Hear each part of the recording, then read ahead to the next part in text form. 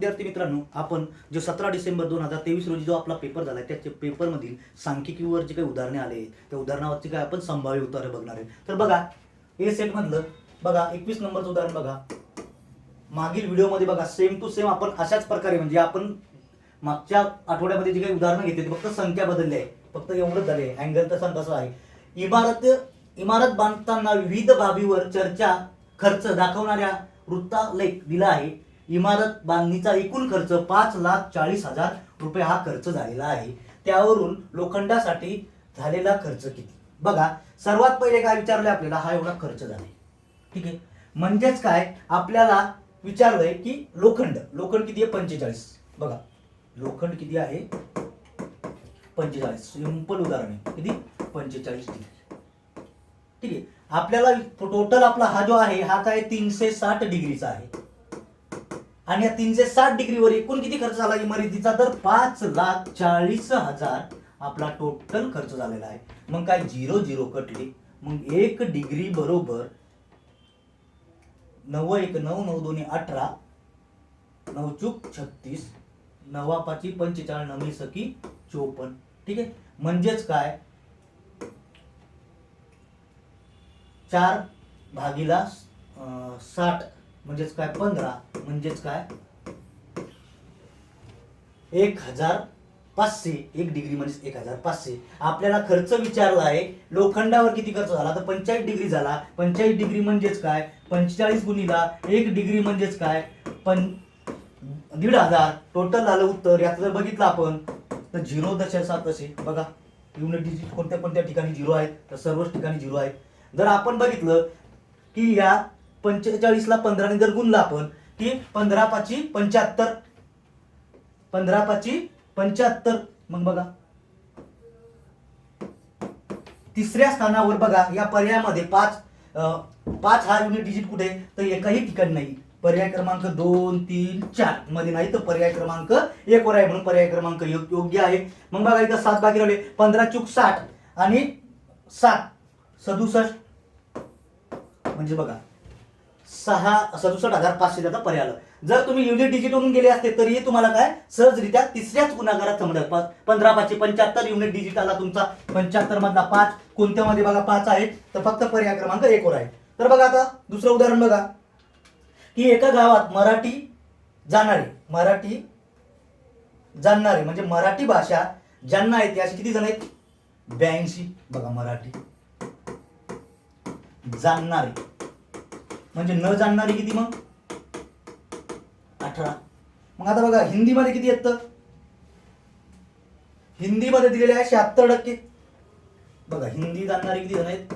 76%. म्हणजेच काय हे 24% काय आहे, तर न जाणणारे आहेत. आणि दोन्ही भाषा बघा, दोन्ही भाषा जाणणारे किती लोक आहेत की 2200 म्हणजे 2244 लोक काय दोन्ही भाषा जाणतात.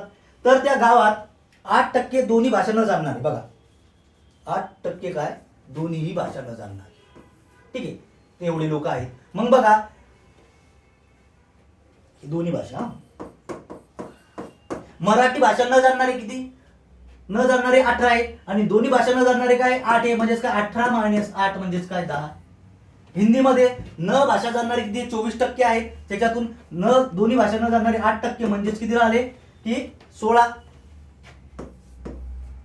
आणि हे 8 म्हणजे टोटल बघा 8 आणि 6 14.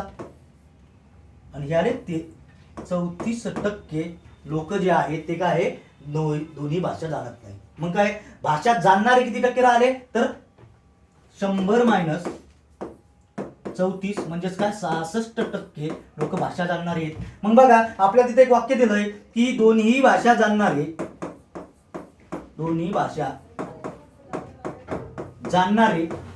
किती लोक आहेत, तर 2244 आहेत.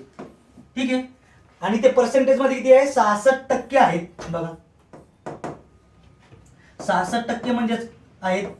मग बघा या ठिकाणी 66% भागीला 100 बरोबर किती झाले? 2244. मग बघा याला भाग जातो 33 1122 म्हणजेच बघा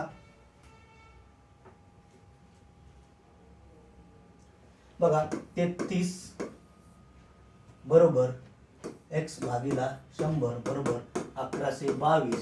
ठीक आहे. जर आपण x बरोबर 1122 गुणिला 100 भागिला 33 तर याला डायरेक्ट 34चा भाग जातो. म्हणजेच काय की 34 गुणिला 100 म्हणजेच काय टोटल लोक किती आहे तिथं 3400. बघा पर्याय क्रमांक बघा. तर त्या गावातील लोकसंख्या किती आहे 3400 लोकसंख्या आहे. ठीक आहे.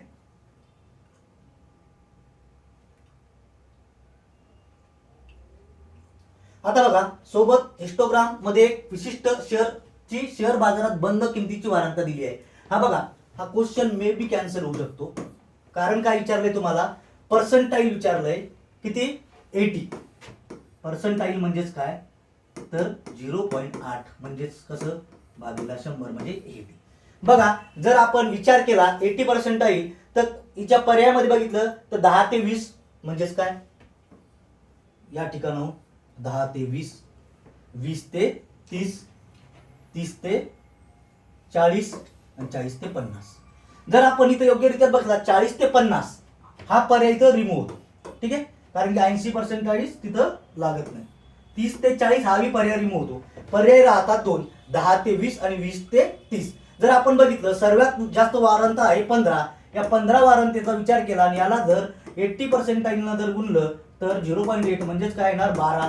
बघा 12 कुठं आहे का 12 नाही तर 12.5 आहे. म्हणजेच काय जर आयोगाने उत्तर दिलं जर याला 12 समजून तर त्याचं उत्तर येणार आहे 10 ते 20. ठीक आहे.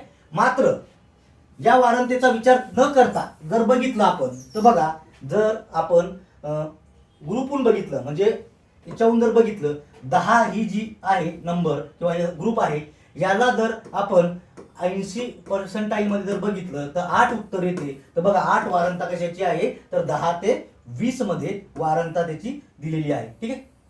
तरीही त्याचं उत्तर काय येते हे या पद्धतीने येते. म्हणजे 0 ते 10 उत्तर येणारच नाही. ठीक आहे. म्हणजे पर्याय क्रमांक 2 इथं योग्य ठरतो. बघा आता की जोड स्तंभालेखाचा राहुल निकिता आणि विकासने चाचणी मालिकेत बघा मिळालेल्या गुणांची सरासरी. बघा विकासला किती मिळाले बघा विकास हा विकास आहे 1 60 50 110 110 आणि 60 170 170 आणि 80 काय आलं विकासला मिळाले 250. आता निकिता बघा निकिता काय म्हणते ही निकिता आहे 40 100 40 आणि 60 100 100 आणि 80 180 180 आणि 60 म्हणजे 240. निकिताला काय झालं 240 मिळाली. आता बघा राहुलला किती 70 आणि 70 140 140 आणि 50 190 190 आणि 40 काय 230 म्हणजेच काय राहुल बरोबर 230. ही काय झाली त्यांची गुण मिळाले. मग सर्वात जास्त गुण कुणाला मिळाले तर विकासला मिळाले. तर वाक्यात बघा आपल्याला काय दिलं विधानामध्ये चाचणी मालिकेतील निकिताने राहुल व विकासपेक्षा जास्त गुण मिळाले नाही. तर निकिताला काय मिळाले राहुलपेक्षा कमी नाही राहुलपेक्षा जास्त आणि विकासपेक्षा कमी मिळाले. म्हणजे पर्याय क्रमांक 1 किती काय आला रिमूव्ह झाला. चाचणी मालिकेतील विकासने राहुल व निकितापेक्षा कमी गुण मिळवले. विकासने राहुल आणि निकितापेक्षा नाही काय जास्त मिळवले. म्हणजे पर्याय क्रमांक काय आला 2 रिमूव्ह. निकिता व राहुलने विकासपेक्षा जास्त गुण मिळवले नाही. बघा शेवटचा पर्याय बघा आता हा योग्य असणार आहे. निकिता व राहुल या दोघांपेक्षा विकासला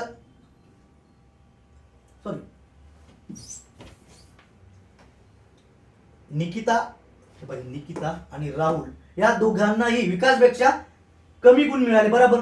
बघा सगळ्यात जास्त गुण मिळाले तर विकास मिळाले. पर्याय क्रमांक 4 इथं योग्य ठरते.